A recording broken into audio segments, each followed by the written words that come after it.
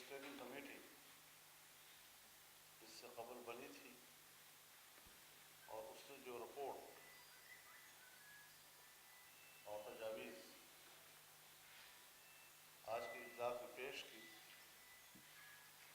انہیں تسلیم کر لیا گیا اور ان سفارشات اور تجاویز کو سامنے رکھتے ہوئے اصولی طور پر متحدہ مجلس عمل کو دوبارہ بحال کرنے اس کے اسی دستور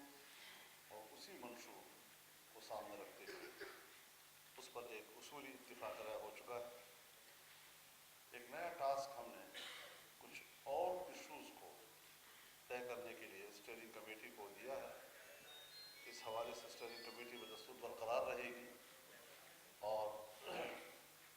وہ اگلے اجلاس تک ان امور کے بارے میں اپنی سفارشات اور تجاویز مرتب کریں گی اور انشاءاللہ العزیز دسمبر کے وسط میں انشاءاللہ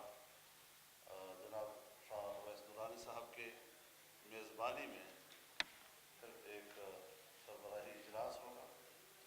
اور اس میں اسٹیئرنگ کمیٹی کے جو سفارشات ہوں گی اس کی بنیاد پر اگر کوئی اس میں اور کوئی مسئلہ دوبارہ اور آنے کی ضرورت نہ ہو تو میں سمجھتا ہوں کہ شاید وہ حتمی اور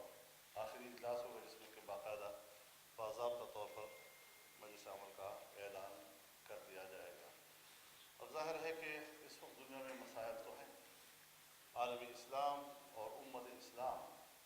اس وقت آزمائشوں میں مبتلا ہے۔ آپ لیبیا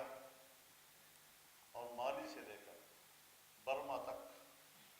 پورے خطے میں جہاں پر مسلمان رہتا ہے آج اس کا خون بہہ رہا ہے۔ گزشتہ 15 سالوں میں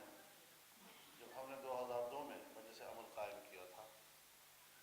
آج ہم دیکھ رہے ہیں کہ مسلمانوں کے آزمائشوں میں اضافہ ہوا ہے اور ہر ملک میں انتشار ہے، بمباریاں ہیں، قتل و غارت گری ہے اور خون مسلم بہت ارزان کر دیا گیا ہے۔ ایسے حالات میں آج کا یہ اتحاد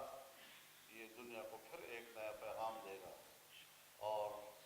دنیا میں اس بات کا جواب دیا جائے گا کہ اسلام کے علاوہ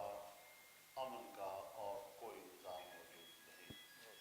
اور ہم نے عمل سے ثابت کرنا ہوگا کہ امت کی وحدت کے لیے دین اسلام کے نظریے کے علاوہ ہمارے پاس کوئی نظریہ نہیں۔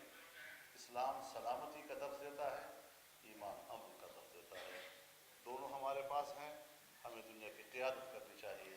اور دنیا کو بتانا چاہیے کہ آئے ہم آپ کو بتاتے ہیں امن کے اصول کیا ہیں، خوشحالی کے اصول کیا ہیں، انصاف مہیا کرنے کے اصول کیا ہیں۔ باہر کی دنیا سے رہنمائی لینے کی بجائے ہم اپنے دین سے رہنمائی لیں اور اسی کی بنیاد پر ہم آگے بڑھیں۔ انشاءاللہ